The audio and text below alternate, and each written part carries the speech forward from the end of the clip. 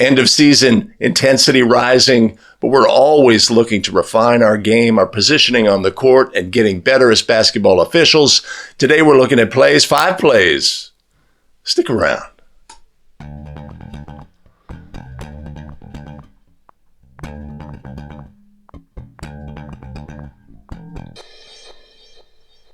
Greetings and welcome back to another episode of 5 Play Friday, the show where we break down game video, take the things that we can learn from them so we can get better as basketball officials.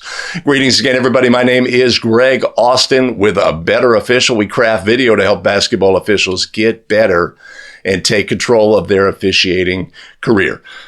5 Play Friday, in an effort to do that, analyzing all the things, looking at the positioning of the officials, correct official, making the call, working the system, and awareness of what's going on the court, and properly adjudicating plays. Now, if this video content is something you find valuable as a basketball official, make sure you do all of the things.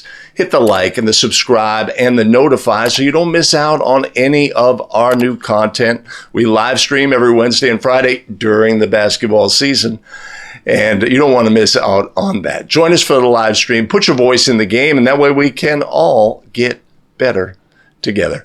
Before we get started today, allow me to thank our tremendous show supporters who fuel the show. John Skinner, Landon, Arnold, Darrell Young, Ray Cloak, and Thomas Henion. Much appreciated and much love. You want to support the show, there will always be an opportunity, a link down in the show notes below. All right, today we have some viewer-submitted plays. Let's look at play number 1.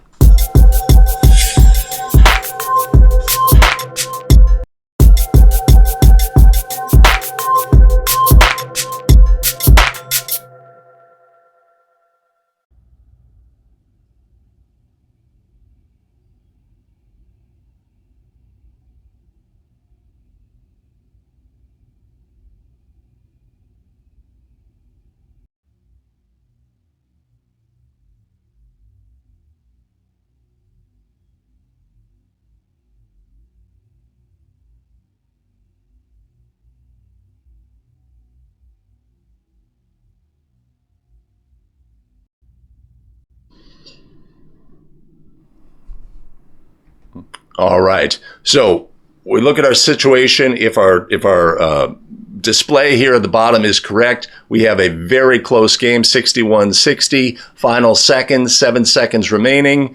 I don't know if we've come out of a timeout here, but we have a throw-in play. Now, as we approach the end of the season, playoff games, intensity rising, end of game situations, we want to be at our best. We want to properly adjudicate plays.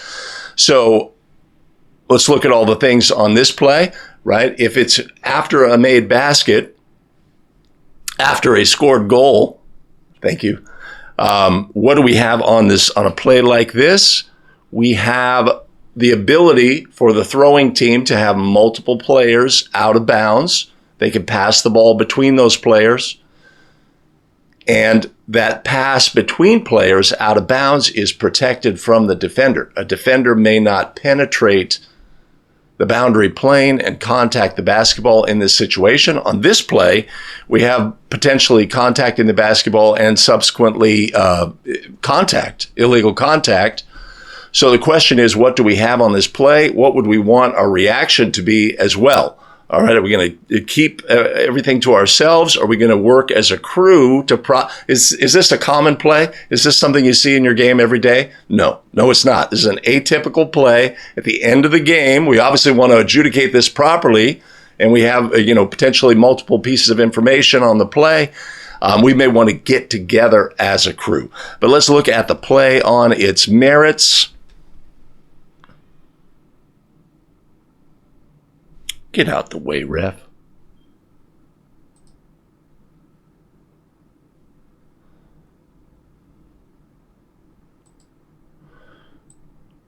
Now, we do not see any indication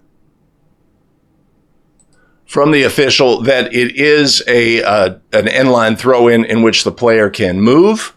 We have to go under that assumption here. teammate goes out of bounds. Oh, wait a minute. Yeah. Teammate goes out of bounds. Defender goes with them.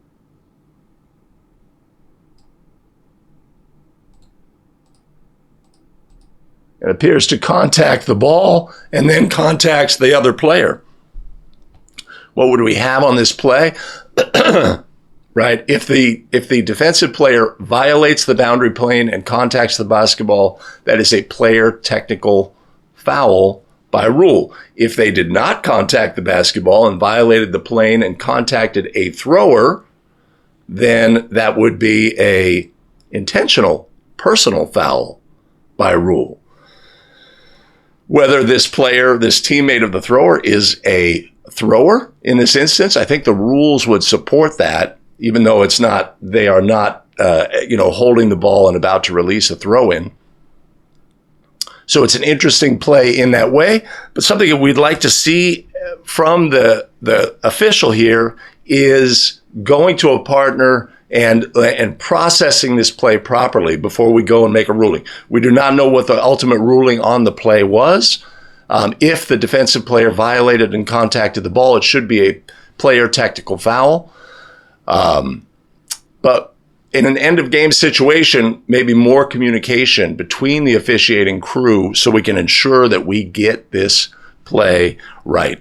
We have to remember that in this end of game scenarios, this time of year, when our decisions, if we make a mistake here, right, there's no opportunity for anybody to correct in the game, right? Where the time is running short. So our decisions are critical. We just want to be positive, reconfirming, right? We always like to recognize that that's our role, is to get plays right. And sometimes slowing down, processing, and thinking through exactly what we have and what's going to happen next, right, puts us in a better position to adjudicate plays properly. Right? This is, the key thing to remember, to recognize here is this is an unusual play, and we're going to need some processing. It's unusual. It's not something we've never seen before, but it's unusual for a teammate of the thrower to go, to step out of bounds. It's unusual for our table. Maybe they start the clock when the ball is touched by the teammate, etc. All sorts of unusual aspects of the play. So we need to slow down here, process, and make it happen. All right, let's take a look at play number 2.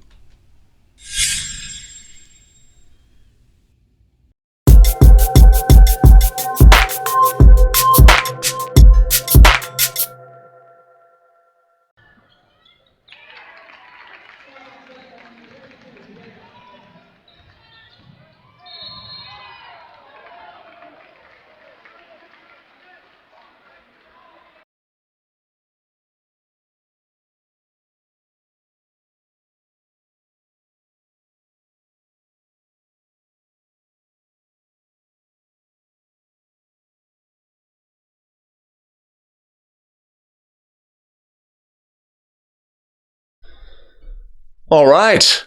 Excellent. I love this clip for a lot of reasons. First of all, the perspective given, right? Big gym, big floor, right?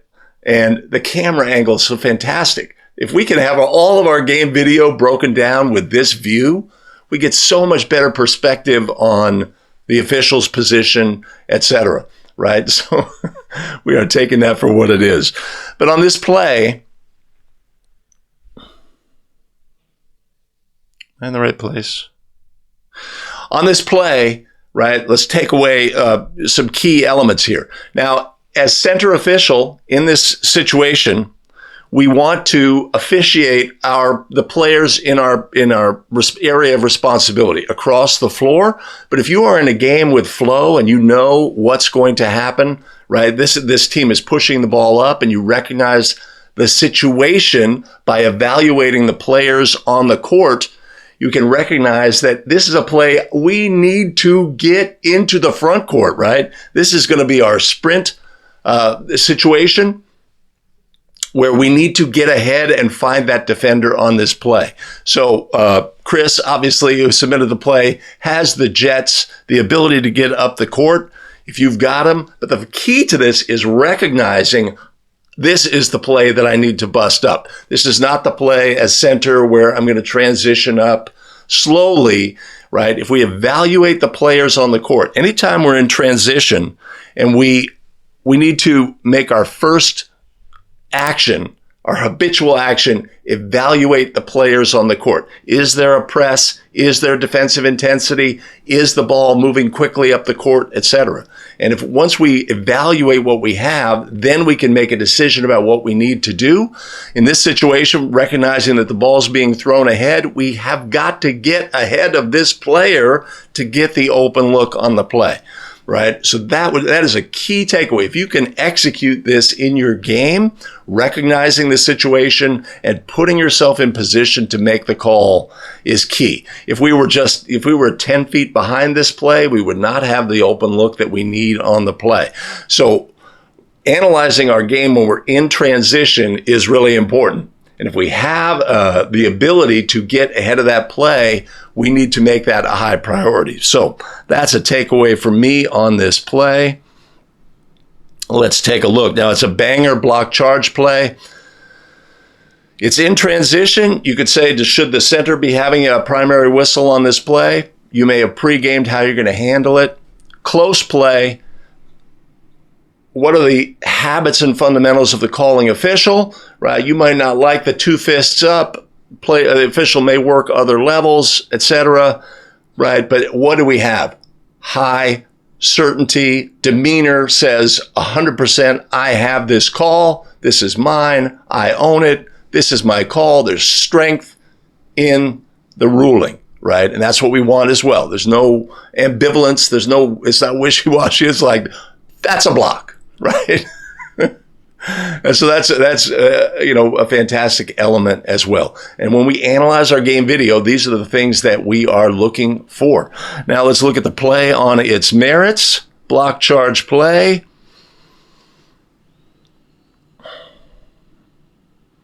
Right. So right here, we have the ability to pick up that defender. How about that? Right? We have an open look on the play.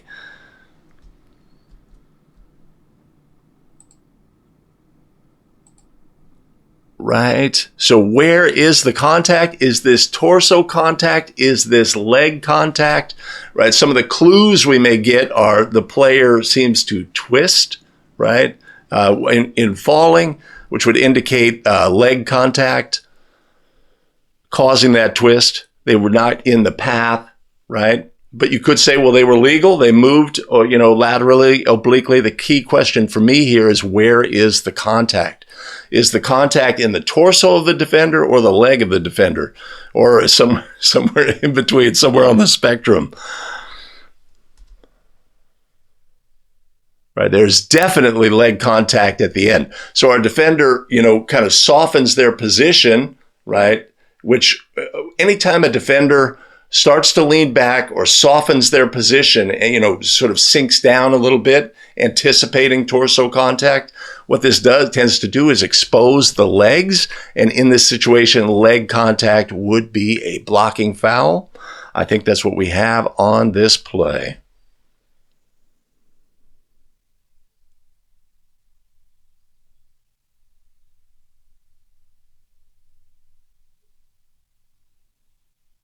Right? Good play to catalog as a crew as well, so that when we have a similar play at the other end of the court, we are aware that on this play, in this fashion, we had this. We want to be aware of the calls that we have on the court by our partners, right? These are the calls that we've put in the game. This is how we are officiating this game tonight. We want to be consistent. We want to get plays right. I'll tell you that much, right? And it's a great play to look at, our ability to recognize the play, anticipate the play that we're going to have, and put ourselves in position, right? If I am the lead on this play, and I say, okay, did I recognize what we had, and did I, execute the necessary? Did I have the necessary intensity to put myself in position to adjudicate the play? Right? We want to do the best that we can. We want to, be able to anticipate and put ourselves in the correct position. Sometimes it's a lack of recognition. Sometimes it's just a lack of, I didn't have the get up and go to get there. And sometimes it's just physical limitations. I do not have the ability, even at my fastest sprint, to get to the end line in this situation, right? All we could do is what we have at our availability. But recognizing plays, putting ourselves in position is the first step to getting calls correct. We're good, bad, or indifferent. We've made a call, right? The game appreciates strength in reporting.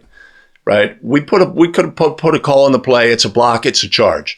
Coach may say, I may disagree with you 100%, but everybody appreciates calling officials showing strength and certainty in the moment. Right? The worst thing is I disagree with your call, and you told me with your actions that you disagree as well. Right? Because you were like uncertain and weak, or like you started to go charge and then you go block or something like this. That only compounds the problem, right? Stakeholders in the game can appreciate strength and certainty. Now, that doesn't mean, okay, we'll get to the,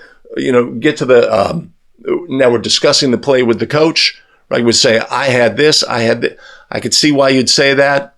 You may have a case there from my angle. I saw this, etc. We don't have to be like, no, my call is right, and show any arrogance in that situation.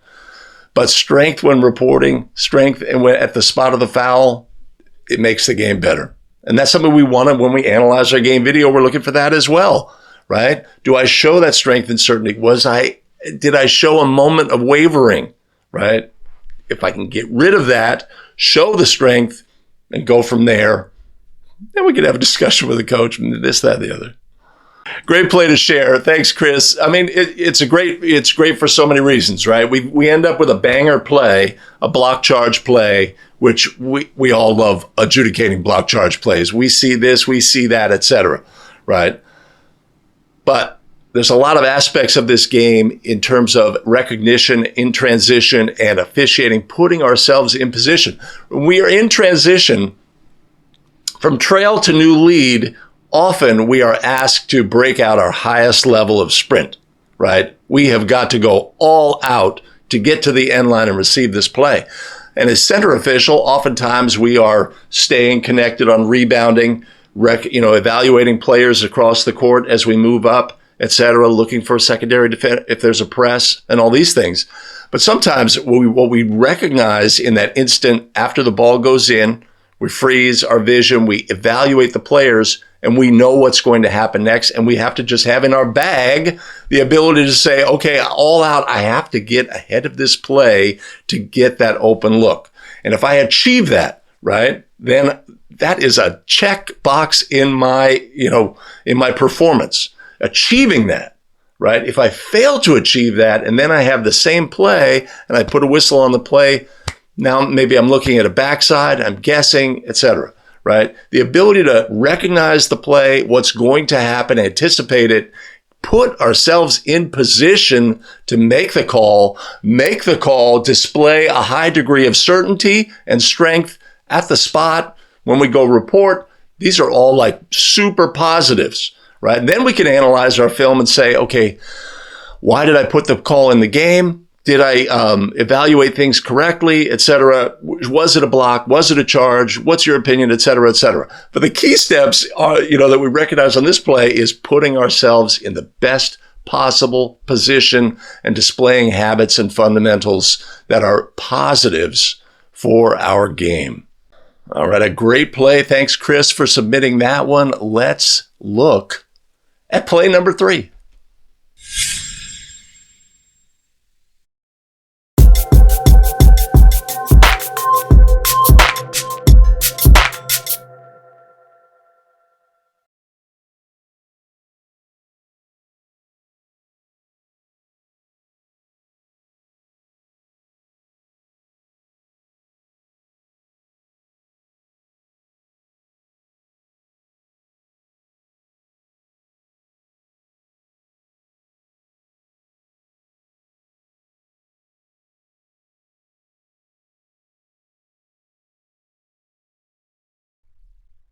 All right. Well, certainly something funny happened on this play. So as a follow-up now, or again, we're looking at habits and fundamentals of the officials.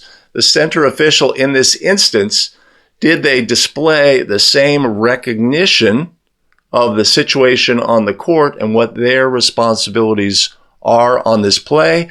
Did they display the appropriate amount of energy to put themselves in position to officiate the next play here, right? So we have a situation where there's a turnover, a change of possession in the backcourt. Players headed up the court. Does something funny happen there? Get out the way, ref. Right? But did something illegal happen? Did the correct official, were they looking in the right place at the right time for the right things to make the right call? Freddie Krieger. Or did they call out of their primary and have a reaction whistle on a play? There's a lot of elements of this ball handler's action that are very similar to a Euro step, in that there is a definite change of speed, like, something unusual has happened. If out of the corner of our eye we perceive this player as, I'm going to put a whistle on that, right? But do we have illegality on the play? Let's take a look.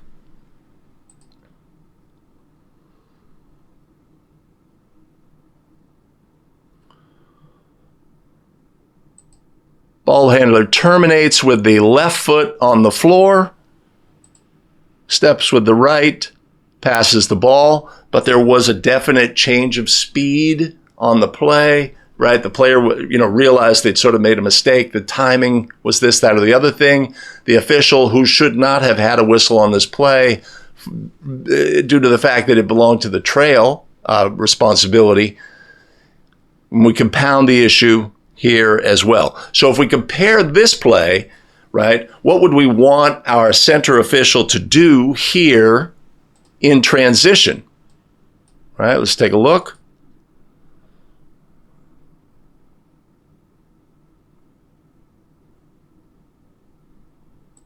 Right here we have a change of possession. Right, we're going to go to the front court. We need to put ourselves in a position to officiate the players that we are responsible for in this instance. Right? Whether we have the ability to sprint in our bag, the players here are getting away from the center official. We need to, we like to make references to baseball players, right? There's the home run trot. There's the comfortably moving from first to third on a single. And then there is the have to beat out a play at first base, right? Whether you are the third string catcher and you have no wheels whatsoever on that play where you have to beat the play at first base, you just have to give everything you've got.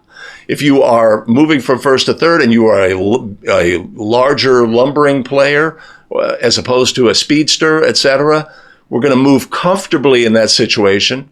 Right? But we need to, have an appropriate speed for the game.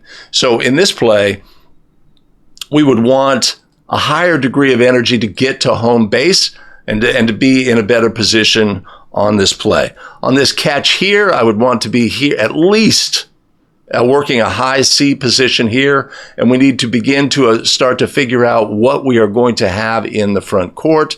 This ball handler coming from the backcourt should be the fundamental responsibility of the trail official here, and we can always potentially come out of our primary coverage on an obvious violation, but if we do it as a reaction whistle to a play that was actually legal, we have not done the game the service it deserves.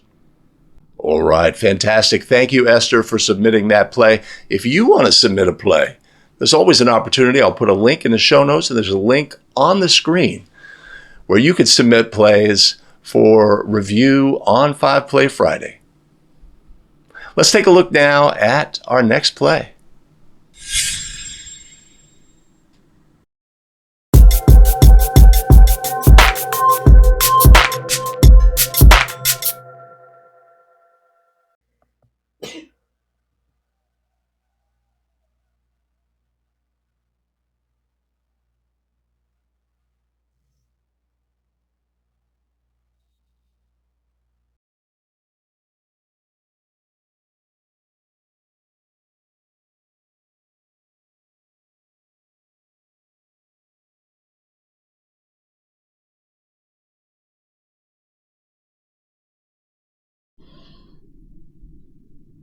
All right. Habits and fundamental. Get out the way, ref.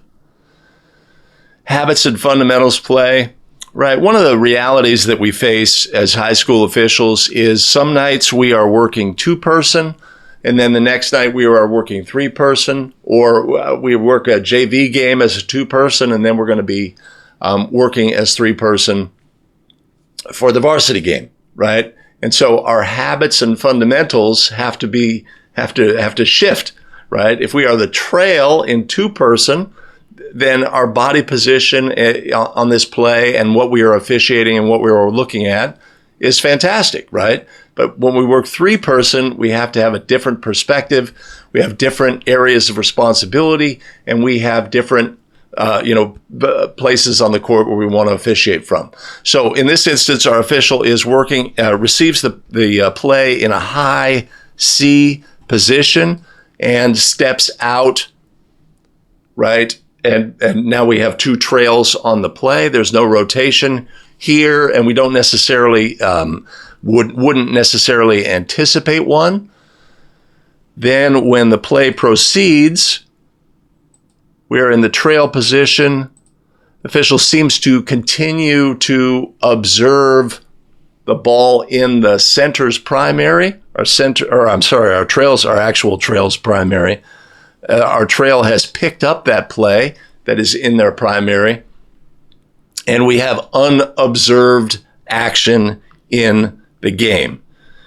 When we analyze our game video, right, unobserved, unofficiated plays are a large fail, right? The system is designed for us to work the game and observe the things that happen on the court.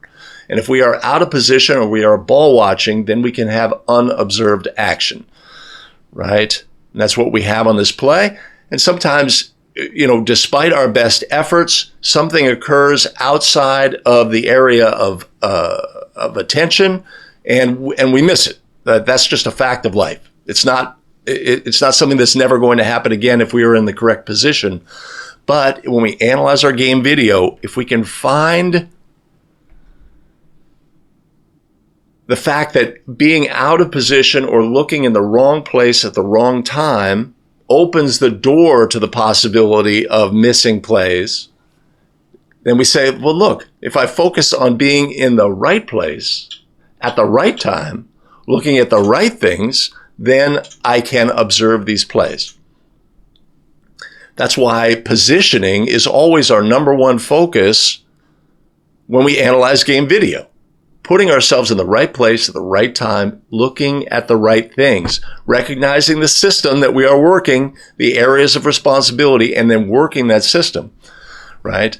So, a great reminder here on this play that if we had worked the system properly, right, and we, had recognized that we were C on this play, if we had gotten to home base initially, right? So at this point, we should be at home base, right? There is nothing competitive in our primary coverage area. We don't know how we got here on this play, but there's nothing competitive in our primary area. We should be, in this instance, figuring out the players in our primary, right? We've got a non-competitive matchup here, right, between this player and a player in the corner. And we have a non-competitive matchup here. But if we officiate those players, they'll tell us where we need to be. If we were center properly positioned here, or maybe here at the free throw line extended, when the ball comes into our primary, right, we have the open look on this play. And there's no reason to make this movement that's taking us further out of position on this play, right? You could make a case we would have a better position to observe this action the lower we are here, if the official stepped in this direction. But sometimes we have a habitual action of stepping up to try to get on top of plays when we already have the open look.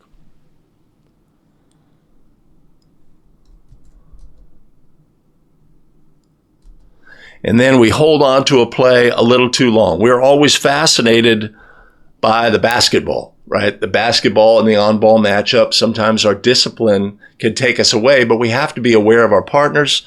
And on a play like this, I don't think that's the habit that we want to see, right? Because how many times in our game, when we analyze our game video, how many times will the ball change from the center's primary to the trail's primary, or the trail's primary to the center primary, or the trail's primary to the lead's primary?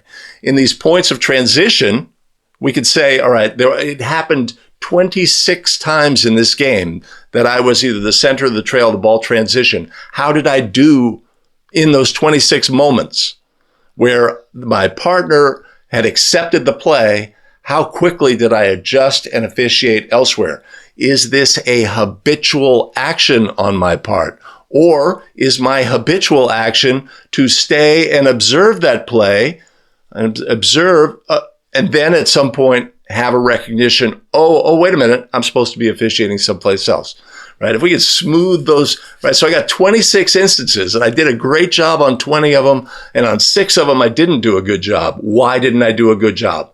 Because it was trail to center and, or it was borderline gray area between coverage areas. Previously, my partner hadn't accepted the play or whatever, right? And start to work out those points of friction. And then maybe next game, we're down to, it's only 3 or 4. And then the next game, it's down to 2 or 1. That's our process of improvement and analyzing these points along the way in our game video that are the keys to our officiating, what's in our tool bag. All right, here we are, play number 5.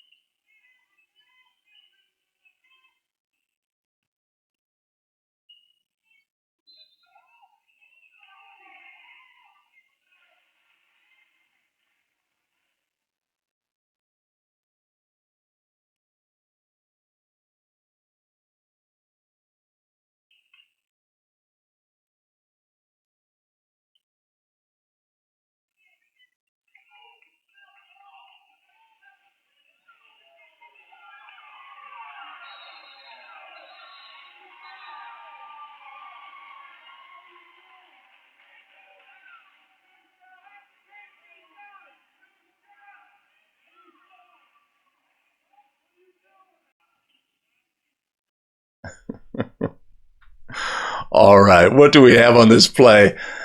Let he who is without sin cast the first stone. We have a little breakdown in attention on this play. We have a block charge play. The ball goes in the basket. The calling official identifies that we are scoring the goal and that we will be attempting 1 free throw.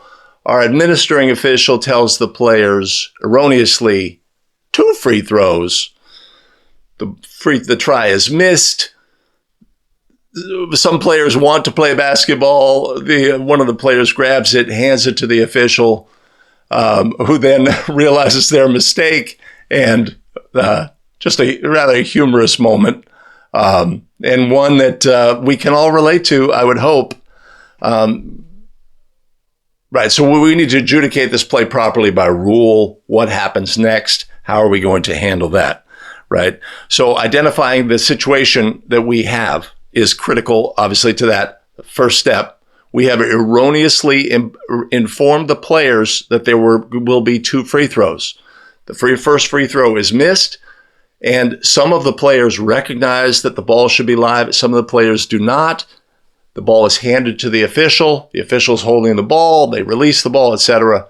How do we adjudicate this play properly by rule? If we have erroneously informed the teams that there are 2 and there was only 1, then in this instance, the officials must stop play and resume play with, we have a dead ball and no obvious who should be receiving the throw in. So in this point, we are going to go to a held ball throw in as a result of this play. It's something that's in the rules. It's a way that we correct this situation by rule. And that's how it should be adjudicated. Now, when we look at the game video and we recognize, okay, this is something in my game, right? The ball has gone in the basket. My partner scored the goal and said 1. They were very demonstrative with that, right? Score the goal, 1. If we are the non-calling official, we have to recognize in these moments, have we taken a little me time and disconnected from the game for a moment and not recognize what our partner had on the play, not recognized right prior to free throws. Are we communicating with our partners? Eye contact, hey, we got 1, we got 2, etc. If we have these breakdowns in our fundamentals of how we approach the game, then situations like this occur. Now, like I say, let he who is with us. I remember very distinctly, I had a game, I think it was a summer league game or something at McClymonds High School, Venerable High School here in the San Francisco Bay Area. And I was early on in my officiating career, and I say really loudly to all the players, 2, right? Big voice. I'm working on my strength and clarity, et cetera, et cetera. The try is missed, and everybody in the game went the other way with the ball. Defense grabbed the ball, and everybody went through. And it's like I was the only one in the gym who didn't recognize that it was just 1. The players continued playing. Now, in that instance, our erroneous information has not impacted the game. And we would not stop play and say, no, well, wait a minute. I erroneously said 2, so right? The players continued to play, right? So that was a revelatory moment for me, recognizing, first of all, players aren't listened to, ref. And second, get your head in the game. And if you enjoy seeing plays like that, and like the plays we've had today on the show, make sure to take a moment and do all the things and hit the like and subscribe and the notify bell so you don't miss out on any of our new content, right? If you are a basketball official, this is the video breakdown analysis that you find valuable. Make sure to like, subscribe, and notify so you don't miss out. Before we depart today, allow me to thank our tremendous show supporters, John Skinner, Landon, Arnold, Darrell Young, Ray Cloak, and Thomas Henion. Much appreciated and much love. You want to support the show? There'll be a link in the show notes below, and I'll put one up above. Awesome. We've got additional video content available for you here. Here's a video that I personally have selected. YouTube says this is the one for you. You've got to make a choice now. Choose wisely. We'll see you in the very next one. Take care.